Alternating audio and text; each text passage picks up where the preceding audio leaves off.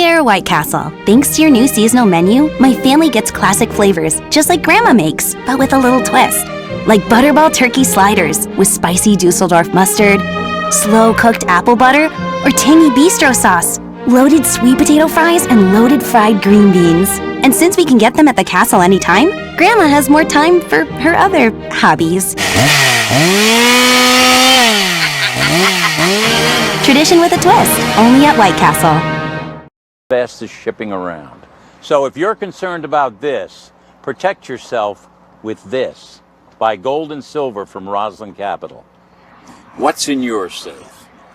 Call now and get a free gold kit, a free silver kit, and a free IRA transfer kit. Call 800-630-8900. 800-630-8900. 800-630-8900. If you're approaching 65, now's the time to get your ducks in a row to learn about Medicare and the options you have. You see, Medicare doesn't cover everything, only about 80% of your Part B medical expenses. The rest is up to you. So if 65 is around the corner, think about an AARP Medicare Supplement Insurance Plan, insured by United Healthcare Insurance Company. Like all standardized Medicare supplement insurance plans, they help cover some of what Medicare doesn't pay and could save you in out-of-pocket medical costs. So don't wait. Call to request your free decision guide and gather the information now to help you choose a plan later. These types of plans let you pick any doctor or hospital that takes Medicare patients, and there's a range of plans to choose from, depending on your needs and your budget. So if you're turning 65 soon, call now and get started. Because the time to think about tomorrow is today. Go long. Alarm systems tell us after a break-in has occurred. So I thought, what if you could prevent burglaries before they happen? My invention, the Ring Video Doorbell, does that. Hello? I'm doing free tree trimming estimates. I'm bathing the children right now. With Ring, you're always home. Ring lets you see and speak with whoever's at your home from anywhere. And with dual power options, you can install Ring in just minutes. Available at ring.com. When you're close to the people you love, does psoriasis ever get in the way of a touching moment? If you have moderate to severe psoriasis, you can embrace the chance of completely clear skin with Taltz. Taltz is proven to give you a chance at completely clear skin. With Taltz, up to 90% of patients had a significant improvement of their psoriasis plaques. In fact, 4 out of 10 even achieved completely clear skin. Do not use if you are Venimos a vacilar, venimos a disfrutar, vamos todos a gozar, vamos todos a cantar. La vida, buena, buena vida, everyone across the world, man and woman, boy and girl. La vida, buena, buena vida, vamos todos a bailar, sonreír y celebrar.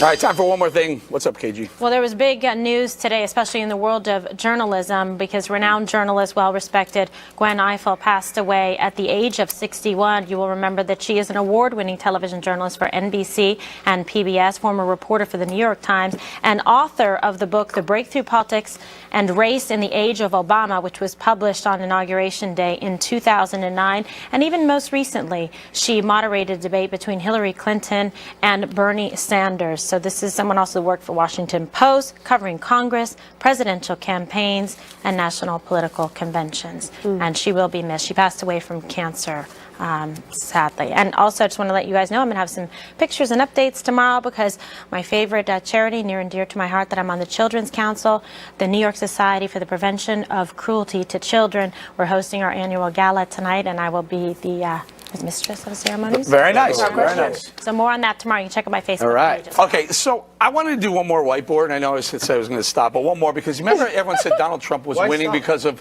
white men. That's who were voting for Donald Trump. I'm about to blow liberals' minds apart right now. Let's go through the demographics versus 2012. On gender, he's up on the male by 5%, but only down with women by 1% versus 2012. Then go to race. He's up whites 1%, but he was much higher. His increase among the black community was 7%, Hispanic community by 8%. So he actually trailed the black and Hispanic communities in increase. And how about this one? Age, 18 to 29 years old, he had a 5% increase over 2012, and the older set, 65 and over, down for Donald Trump. And how about income? Under $30,000, people voted for him, 16% higher than Mitt Romney. As you go to the higher income brackets, he actually lost ground with the higher income brackets and the politics. 5% increase among Democrats, Republicans 4%, and 1% among independents. That proves he won versus 2012 across all demographics. Did Rove say it was okay if you did that? Yes. Rove? Yeah. Because his is the right board. Right. Okay, Brian, you're up. All right, so I got to tell you, I had a chance to go to the Villages over the weekend, and who did I see as a poster in the window? It's Dana Perino and Jasper are going to be there next week. So there I have, America, I have to make your choice. And boy, don't I look fashionable. I forgot to bring a sweater. Wearing my shirt out, I think that's the bigger story. And also, if with Thomas Jefferson, the Tripoli Pirates, I'm going to be in Dayton for the first time on Friday. The creaking of the oarlocks was barely audible as the sound of Thorvald's ram's horn echoed through the craggy fjord. The future was staring us right in the face. After all those sleepless nights, this was going to change everything. You know, they play two outrageously opinionated 70-something native New Yorkers, so I fit in perfectly. They are the funniest people around. Nick Kroll, John Mulaney. Oh Hello is the show. They've had all kinds of special guests. They have an interview segment in the middle of it. They've had Will Ferrell, Tina Fey, Stephen Colbert, Alan Alda, F. Murray Abraham, Jason Sudeikis, Seth Meyers, it goes on, Whoopi Goldberg, John Alexander, John Oliver, and they had me on. It was really funny. I was honored to be on. It was on Broadway. Wow. Nice. Very nice. Very cool. And just ironically, they had a big demonstration, an anti-Trump demonstration outside. So there's a lot to talk about. Very good, Melissa. Excellent. All right, do you recognize this Uber driver? We're going to put a picture up. Oh, my Here we go. God. This Uber driver. Wait, is this picture there? It's hard to see. Okay, it's Senator Ben Sasse from Nebraska. He was going around giving Uber rides over the weekend. Some college kids recognized him. It was for charity, but what a great way to get to know your community. He was giving out pro tips as well. If you throw up in the Uber, the surcharge can be substantial. There you go. That's your takeaway for the night since It's everybody true. You can be charged a cleaning fee. How do you know See what that? Because I was reading all through it. See what happens when you become the premier never Trumper and knew you you were lose. gonna say that. You end up having to drive an Uber. You know how bowling will take the shot. So you never miss an episode of The Five. That's it for us. Special report coming up right in 8, 7, 6, 5 seconds.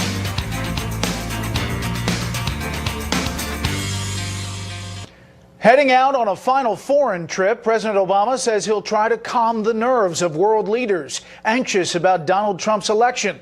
While the president didn't address protests in the U.S. cities directly, he did say, "This is how the U.S. process works." This is Special Report.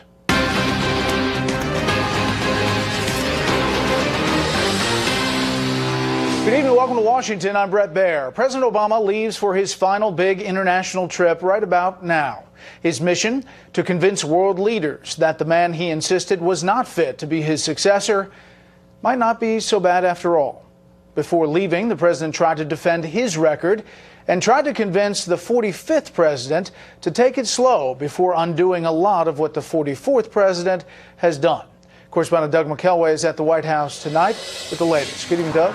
Good evening, Brett. And the president's admonitions this evening in this late afternoon press conference did not come from anything he learned from that private meeting with Donald Trump in the Oval Office, which by all accounts went very, very well. It's because of the sheer magnitude of the responsibility.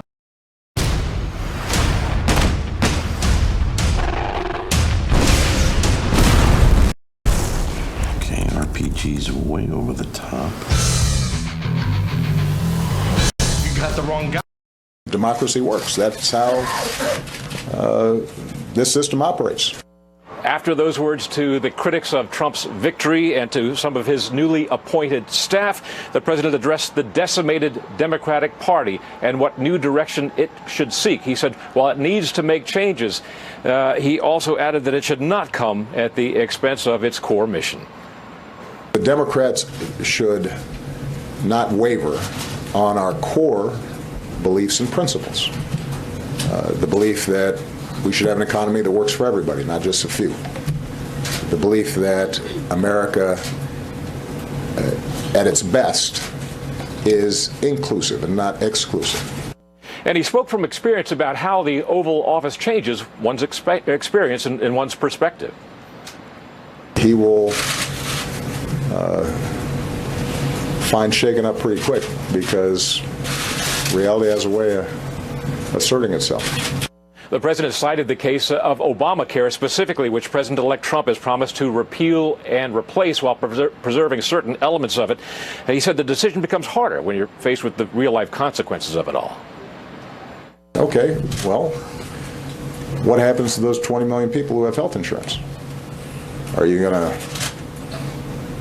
just kick them off and suddenly they don't have health insurance? The president also made the same case for DACA, deferred action for childhood arrivals, the human consequences of deporting young people who are brought into this country by their parents to no fault of their own, takes on a new perspective from the Oval Office. They did nothing wrong. They've gone to school.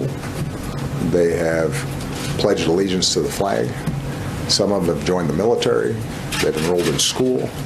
By definition, if they're part of this program, they are solid, wonderful young people of good character. The president also expressed frustration that he was unable to keep his promise to shut down the Guantanamo Bay prison camp. He said, and I'm quoting, "It's true, I haven't been able to close the darn thing because of congressional restrictions that have been placed upon us. What's also true is that we have greatly reduced the population." It's another indication, Brett, that a victory in the White House seldom amounts to total victory. Back to you, Brett. Elections have consequences. Doug McKelway live on the North Lawn. Doug, thank you. President-elect Trump and his people are going through a lot of resumes tonight. 2 of the top jobs in the new administration have been filled. One news organization is comparing the seemingly contradictory hires to a Rorschach test, allowing Trump supporters to get up, we're going out. Dude, I made Totino's pizza rolls. Pizza rolls! Pizza rolls! Pizza rolls! Eat us! Okay. Want to go a little bit faster because they know that they've got a limited amount of time and they have to form a new government. For ambassador to the United Nations, he's considering an openly gay man, Richard Grinnell, a former spokesman for 4 U.S. ambassadors to the United Nations. Steve Mnuchin, Trump's former campaign finance chairman, as cabinet secretary of the Treasury. And for chairman of the Republican National Committee, the first female leader in decades. Current head of the Michigan Republican Party, Ronna McDaniel, Mitt Romney's niece, is being floated. She would replace Reince Priebus, who's already been selected as White House chief of staff. It's really running the operation so that the right people are getting in front of the president, giving the president the right advice at the right time, and then privately advising the president. Trump's also chosen former campaign CEO Steve Bannon as chief strategist and chief White House counsel. Former campaign manager Kellyanne Conway, considered to be a possible White House spokesman, cast Bannon as part of the mainstream, despite his former role with Breitbart News and the alt-right movement. People should look at the full resume. He's got a Harvard business degree. He's a naval officer. He has success in entertainment. I don't know if you're aware of that. And he certainly was a Goldman Sachs managing partner. Members of Trump's inner campaign circle are likely to become part of his administration. Newt Gingrich, who's already dissed Secretary of State in favor of a position as strategic advisor. Rudy Giuliani for a role in law enforcement. Former rival turned loyalist Dr. Ben Carson, a noted neurosurgeon, is being eyed for possible education secretary. Retired Lieutenant General Michael Flynn, who's in line for a defense or national security post. The president-elect has walked back his plan for a border-to-border wall against illegal immigration, something that he did both as a candidate and now as the president in waiting. They're talking about a fence in the Republican Congress. Would you accept a fence? For certain areas I would, but certain areas the wall is more appropriate. I'm very good at this. It's called construction. Trump also reiterated his softened rhetoric during the campaign that not all illegal immigrants would be deported. First, it would be criminals, gang members, and drug dealers. After the border is secured and after everything gets normalized, we're going to make a determination on the people that you're talking about, who are terrific people. They're terrific people. But we're going to make a determination. And it looks like Dr. Ben Carson may have some competition for Education Secretary. He's also thinking about Health and Human Services. But we new candidates for Department of Education, Michelle Rhee, who's the chancellor of the D.C. Public Schools, and Eva Moskowitz, who's the CEO of the Success Academy Charter School here in New York City. The Trump campaign makes the observation that these are outsiders, these are different types of appointees, and they would be a signal that the Trump administration will have a diverse and wide-ranging number of folks. Tomorrow, one of the folks, the Vice President-elect Mike Pence, the governor of Indiana, will return to Trump Tower in his role as head of the transition and begin looking at a whole series of appointments. We got word this earlier today, Brett, that there may not be any formal appointments in the next couple of days, but the work is really speeding up, and they expect to announce lots of names, perhaps as soon as Thursday. Brett? Carl Cameron outside Trump Tower. Carl, thank you.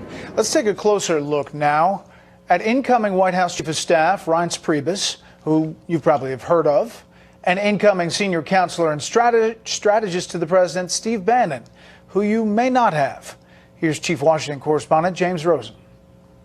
I know the best people. I know the best managers. Given Donald Trump's frequent promises to lure the best to work for him and the billionaire's reputation as a savvy, if harsh, judge of personnel, you're fired.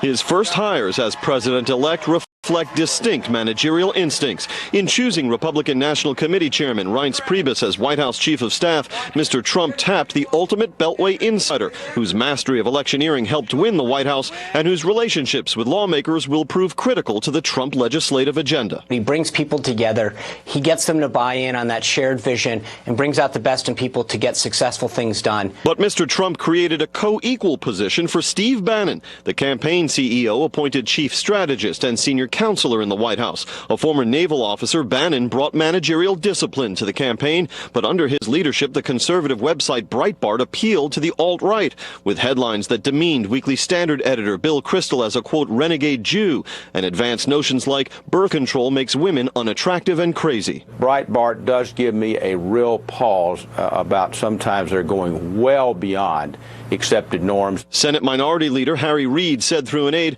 President-elect Trump's choice of Steve Bannon as his top aide signals that white supremacists will be represented at the highest levels in Trump's White House. Dispatched to defend Bannon was his new co-equal. So I haven't seen any of these things that people are crying out about. But look, it's a good team. It works, and I think if people saw the last few months in the campaign, it worked very well. Despite such assurances, West Wing veterans and students of its workings predicted trouble between two such different men and warned against the creation of rival power centers at the dawn of a presidency. Donald Trump got elected with a pretty broad coalition of perspectives and views around the country. So all of that needs to be reflected in the White House. But I think the White House runs well only if there is one chief of staff clearly in charge. Chris Whipple interviewed all the living chiefs of staff for his forthcoming book, The Gatekeepers, How the White House Chiefs of Staff Define Every Presidency. From Watergate to Iran-Contra to the... Dear White Castle, thanks to your new seasonal menu, my family gets classic flavors, just like Grandma makes, but with a little... things is not only who becomes chief, but whether that chief is empowered to, among other things, be the honest broker of information and to speak truth to power. Another point of potential conflict between Mr. Priebus and Bannon is House Speaker Paul Ryan. A fellow Wisconsinite, Priebus is among Ryan's closest friends in politics. At Breitbart, however, Bannon championed Ryan's primary challenger. Brett? Thank you. More on this with the panel. So what do you think of the Priebus and Bannon hires, how it's playing? Let me know on Twitter at Brett Baier. You can use the hashtag special report or on Facebook at facebook.com/BrettBaierSR. Minnesota Congressman Keith Ellison says he is a candidate for chairman of the Democratic National Committee. Ellison already has the support of outgoing Senate Minority Leader Harry Reid and his expected replacement, Chuck Schumer. Ellison was the first Muslim American elected to Congress. Hillary Clinton has won New Hampshire's 4 Electoral College votes. Donald Trump's campaign had until 5 p.m. Eastern this afternoon to seek a recount in New Hampshire. Clinton won the state, the small state, by roughly 2,700 votes. Trump's edge in the Electoral College now stands at 290 to 232, with only Michigan still to be called by the Associated Press. Michigan election officials say there are multiple reasons why it's taken so long, including absentee ballots, some glitches with election areas, and one county that was just counted as of yesterday. While President-elect Trump has quickly decided on 2 of his top aides, he's taking much slower.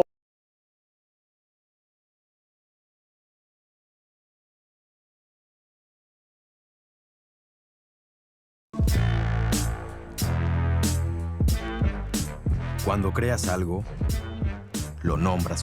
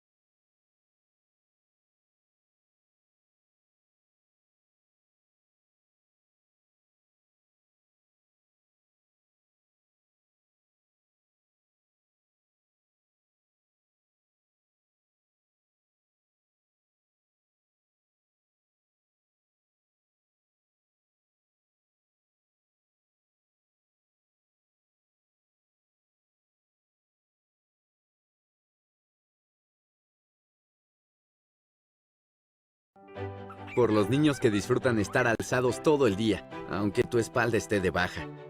Por la música que le alegra el alma a todos, pero hace infeliz a tus articulaciones.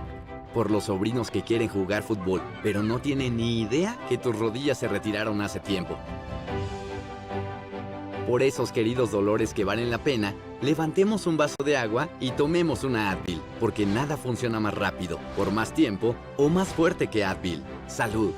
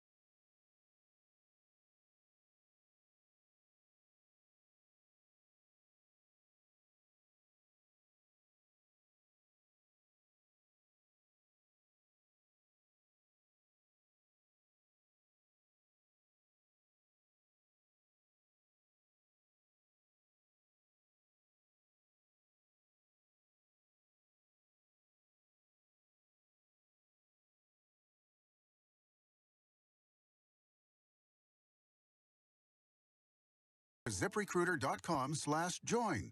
That's ZipRecruiter.com/join. ZipRecruiter.com/join.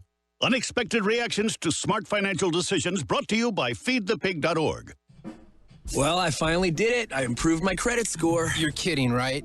No. How are we supposed to be the bad boys of electro-synth pop if you're out there being responsible? The band is about to be discovered. This is our year. Yeah, you've been saying that for a while now. You think anyone in the Rock and Roll Hall of Fame was worried about their credit score? I never really thought that. Of course they weren't. Rock stars aren't supposed to think about that kind of stuff. We're supposed to think about how many guitars we've smashed, write aggressively sensitive power ballads, start questionable fashion trends, tragically break up and blame creative differences. All right.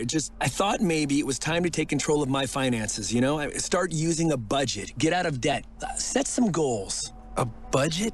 Debt?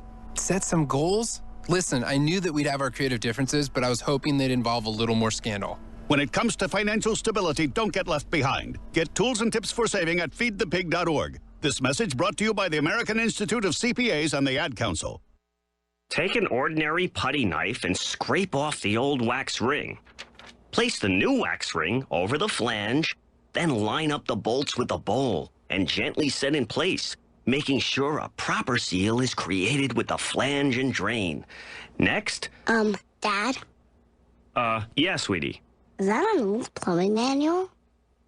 Oh, yeah, honey. We really need to get some new books. Right, do you want me to stop? Nah, I kind of want to know how it ends. Okay. Tighten the bolts, line up the flushing valve to the opening in the top of the bowl, and secure the tank with a screwdriver and crescent wrench. The smallest moments can have the biggest impact on a child's life. Take time to be a dad today. Call 877-4DAD-411 or visit fatherhood.gov. Brought to you by the U.S. Department of Health and Human Services and the Ad Council. Fox News Talk presents Political Pop. There once was a musical troupe, a pickin', singin' folk group. Folk music had a big resurgence in the mid to late 60s, and singer-songwriter-producer Jack Clement decided to have some fun with the genre, creating a fictional group barely holding together despite their conflicting political views. They were long on musical ability. Folks thought they would go far, but political incompatibility led to their downfall. Well, the one on the right was on the left, and the one in the middle was on the right, and the one on the left was in the middle, and the guy in the rear burned his driver's license. The unmistakable voice of Johnny Cash took The One on the Right is on the Left to #2 on the country singles chart in 1966. Music with a meaning that made a difference. From Fox News Talk.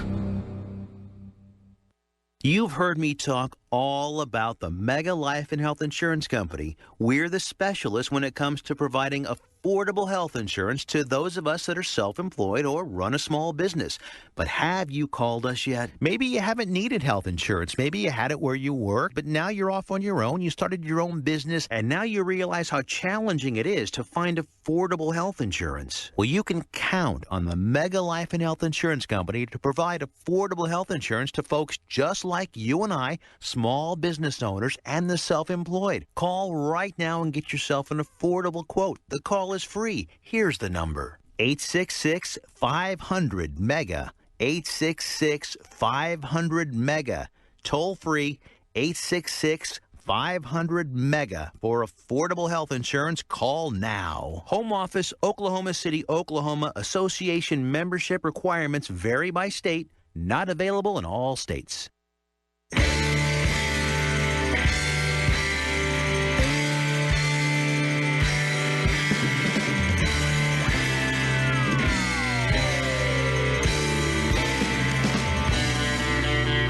I'm Alan Combs. I want to welcome Dr. John Koza. I'm sorry, is it Koza or Koza, sir? Koza. All right, got it right. There you go. I mean, Koza's right. That's what I've been saying up till now.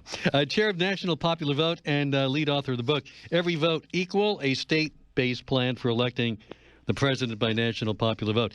How would this work? Well, Alan, thank you. The states have the power to decide how the president is elected, and most of the states have what's called winner-take-all rules that give all of the states' electoral votes to the candidate who gets the most votes inside the state. Right.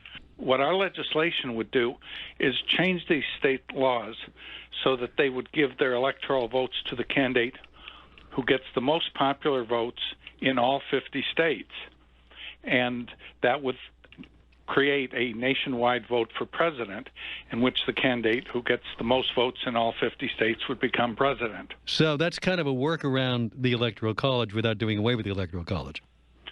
Well, that's correct. And in fact, the current winner-take-all laws are a work around the original Electoral College, which was supposed to be a deliberative body of sort of aristocratic wise men that would meet and deliberate and make individual decisions. But as soon as political parties came into being in 1796, all of that went out the window, and the electors became pledged in advance to presidential candidates, and thus we ended up with our current system. So aren't you basically saying that whoever wins the popular vote gets all the electoral votes? Well, they would get all the electoral votes of the states that pass our law, and our law wouldn't go into effect until states having a majority of the electoral votes pass our law. So when we reach that point, which we hope will be by 2020, then there'll be states with at least 270 electoral votes, which is enough to elect the president, that will be committed to be given to the candidate who gets the most popular votes in all 50 states. How many states have signed on so far? 11 states with 165 electoral votes. So we need some additional states that would add 105 more. So if you reach 270 per the states involved, does this automatically happen? It does. It's an interstate compact, and the state laws are ticking away in the 11 states that have already passed it, and they all are waiting for getting enough states together so that the states add up to 270. Why not just do away with the Electoral College? Well, you could do that. That would take a constitutional amendment, which would mean starting in Congress, whereas our approach uses the provision of the Constitution which gives the states the exclusive